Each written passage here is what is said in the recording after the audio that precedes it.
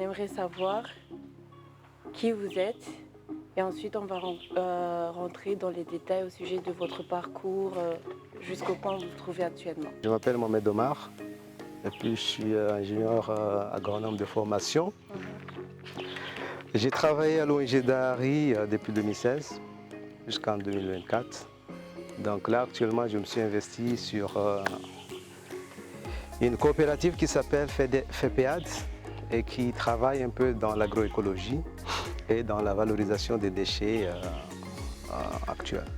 Donc c'est dans ce sens qu'aujourd'hui on se retrouve avec cette recherche pour la mise en place des mécanismes de valorisation des déchets ménagers. Moi, avec mes collègues, on a mis en place cette coopérative qui œuvre dans l'expérimentation sur des activités dans l'écologie et dans l'agriculture et aussi sur cet aspect de valorisation des déchets. Vous, quelle est la petite touche, l'apport d'innovation que vous mettez dans ce projet? Dans un processus où le ladage qui dit tout se transforme, rien ne se perd.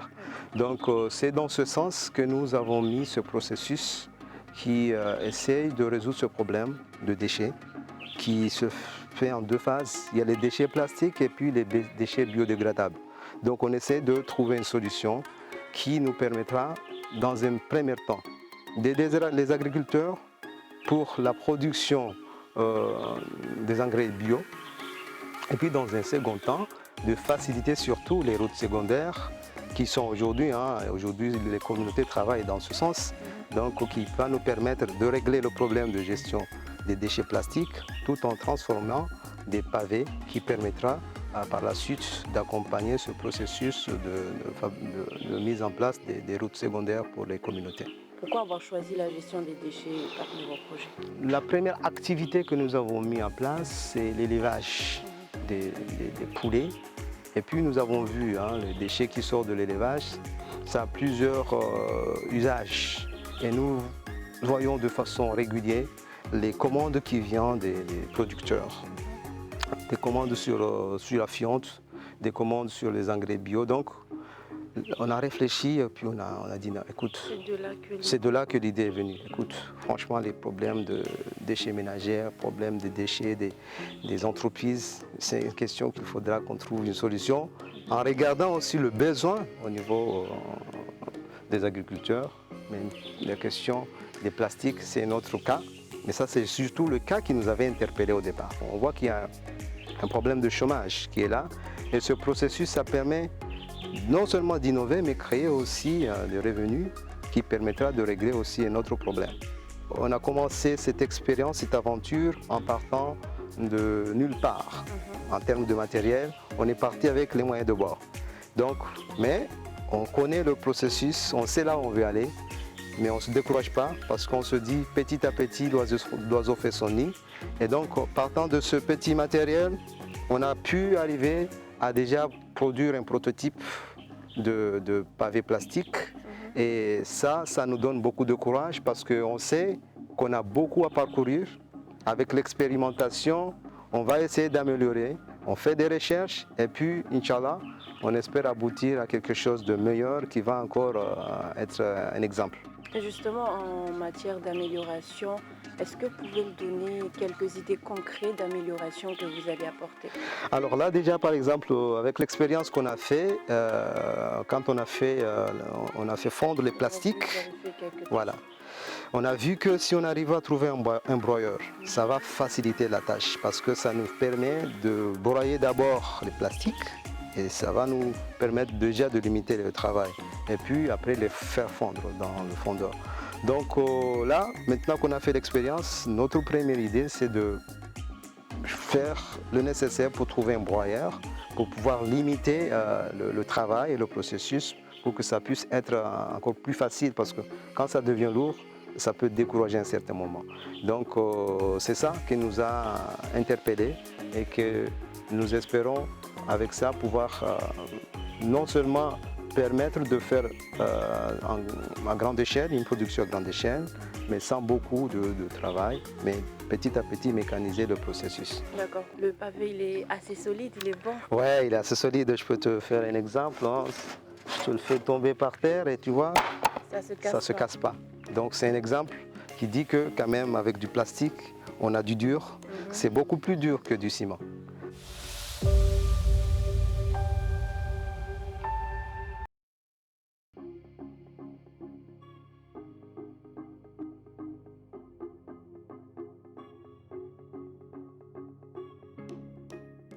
Je m'appelle Talabia Soudjahi, j'ai une licence en sciences de la terre et de l'environnement. Actuellement, je lance ce projet de recyclage des déchets plastiques en seaux et chaises en plastique. Quelles sont vos motivations en matière d'innovation? Premièrement, c'est le confort, parce qu'on voit actuellement les déchets encombrent notre environnement, que ce soit l'écosystème terrestre ou marine. Où qu'on passe, il y a des déchets. Ça détruit notre environnement, ça détruit la beauté de l'île. Alors j'ai pensé qu'en tant que de les laisser détruire cet environnement, et si on le faisait de ressources économiques. Donc c'est ce qui vous a vraiment motivé? C'est ce qui m'a motivée. Il y a aussi ce confort qu'on a perdu dans nos plages. Avant, on allait se baigner pour se distraire. Maintenant, pour se baigner, on doit partager la plage avec les déchets.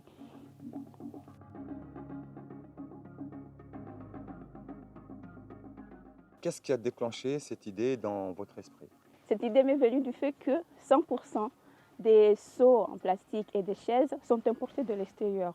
Alors je me suis dit, autant de prendre ces déchets, d'en faire d'une ressource économique, au lieu de les laisser nous pourrir la vie quotidienne. Quelles sont les améliorations que vous apportez à votre idée? Déjà, après d'être sélectionné au final, on est passé de l'idée au prototype. Maintenant, on est en train de produire un prototype de notre produit. Au lieu de nous présenter devant des investisseurs ou des jurys avec seulement une idée, maintenant on est capable d'amener un prototype, montrer que voilà le produit fini de notre travail.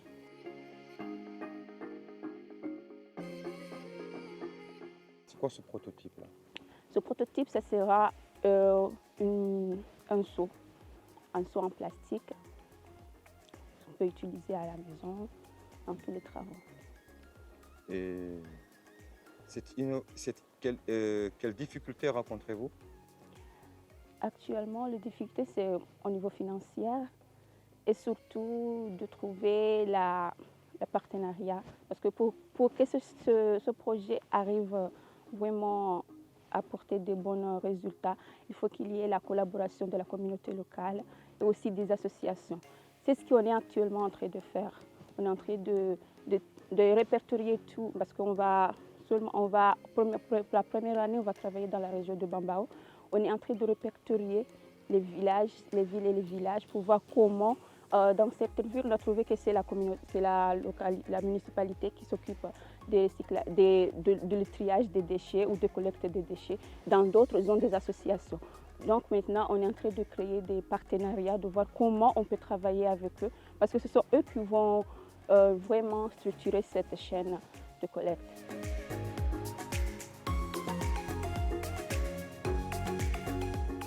Que faites-vous avec le financement de démarrage et comment cela vous a-t-il aidé? C'est ça, c'est de passer à de l'idée à une prototype et aussi de nous permettre de se déplacer, de créer une offre de déplacement dans les différentes villes et villages pour voir que si on va dans tel village, on ira dans tel endroit. Dans cet endroit, on trouvera type de déchets plastiques, on peut trouver telle quantité de déchets plastiques, on peut travailler avec telle personnalité. C'est ça, ce financement nous permet de gérer ces déplacements.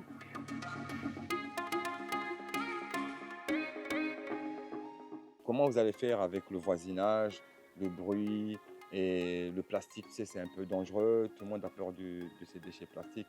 Comment comptez-vous protéger vos voisins et tout en restant tranquille dans votre travail? Premièrement, on a un local spécial pour le stockage des déchets. Après être stockés, on va les nettoyer. les nettoyer, sécher, puis commencer le processus de production. Pour le voisinage, on ne peut pas vraiment garantir qu'il n'y aura pas de dérangement. Parce que même si on allume une télé, ça dérange le voisinage. N'en parlons pas des gros machines. Donc on va essayer de cohabiter avec le voisinage.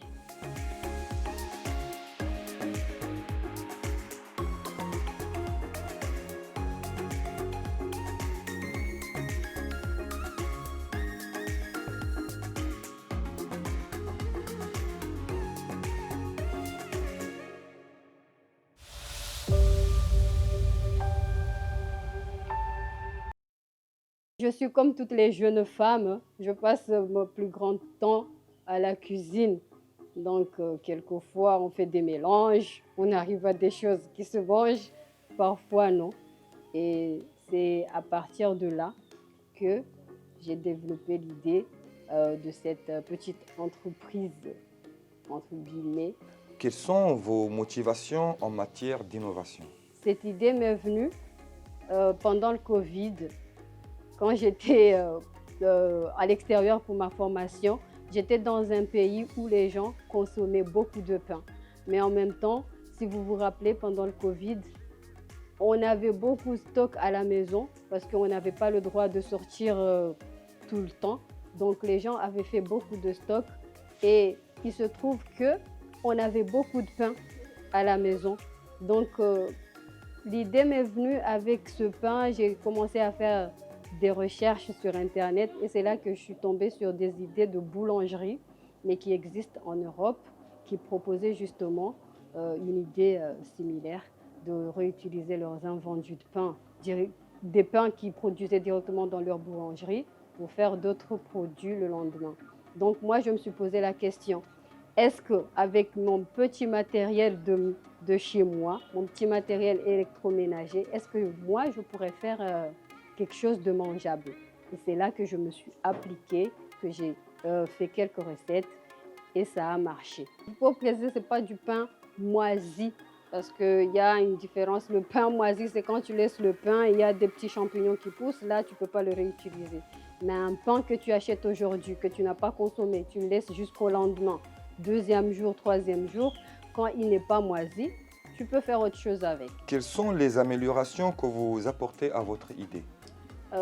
Par rapport aux améliorations, nous aujourd'hui, on s'est procuré des emballages et des étiquettes pour nos produits parce que la première fois quand je me suis présentée à l'ORTC pour le concours, j'avais ramené justement des échantillons de mes produits, mais ils étaient emballés dans du papier cadeau et c'était pas vraiment beau à voir pour un truc professionnel que tu veux proposer à des gens et pour la consommation humaine. Quelles difficultés rencontrez-vous?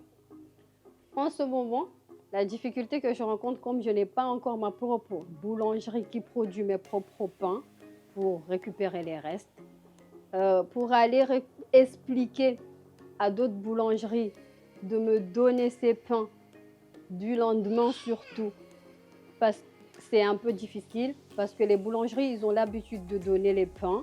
Les gens, ils viennent récupérer, mais c'est des pains, comme je dis, qui ne sont pas pour la consommation humaine, qui sont, comment dire, moisis, pas rassis. Moi, ce que je veux, c'est récupérer des pains du lendemain, pas du 4e jour. Donc, c'est un peu difficile d'avoir la matière première disponible tous les jours, comme je n'ai pas ma propre boulangerie pour recycler mes pains et rajouter le surplus des autres boulangeries. Que faites-vous avec le financement de démarrage et comment cela vous a-t-il aidé? Pour le financement d'amortissage, on a acheté des emballages, des petites boîtes pour mettre nos produits. On a fait imprimer des autocollants de la marque. Mais le problème qui devrait être réglé par cet investissement, c'est de m'acheter un four électrique chaud, spécial pour les pains. C'est un four à chaleur tournante. Les fours qu'on trouve ici dans le pays, c'est des fours classiques qui chauffent en haut et en bas, mais ce n'est pas des fours équipés pour faire des pains. à la maison. Donc, c'est un four qu'on doit se procurer, mais à l'extérieur. Donc, j'espère qu'on aura très vite la possibilité de pouvoir l'acheter à l'extérieur.